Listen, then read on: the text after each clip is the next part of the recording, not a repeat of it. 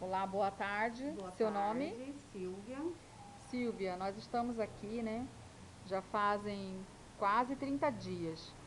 Quando você procurou o professor Augusto, qual que foi sua intenção inicial com o xadrez? Eu gostaria que meu filho tivesse um domínio de matemática, até mesmo língua portuguesa, né? E que ele fosse ajudasse na alfabetização dele. Você sabia que seria todo esse procedimento de metodologia aplicada para o seu filho? Não, no momento eu pensei que seria apenas o jogo, tabuleiro, né? Mas foi aí onde vocês me colocaram, né, as atividades no caderno para que ele pudesse estar fazendo, né, e sendo alfabetizado. Se daqui a um ano o Caio conseguir concluir todo o aprendizagem do xadrez, você está disposta a acompanhá-lo no nacional? Ou seja, você está pronta para acompanhar seu filho como um pequeno mestre de xadrez para as competições de xadrez?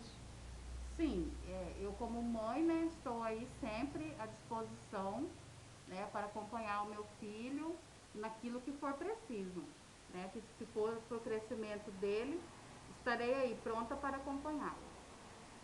O que você achou das atividades que a gente realizou até o momento com o Caio?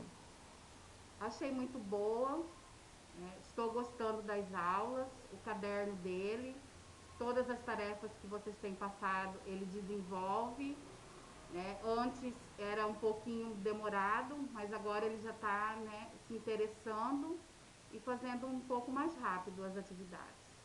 Você observou que antes o Caio era uma criança e depois dessas aulas ele está melhor, né? O que mais chamou a atenção na mudança do Caio?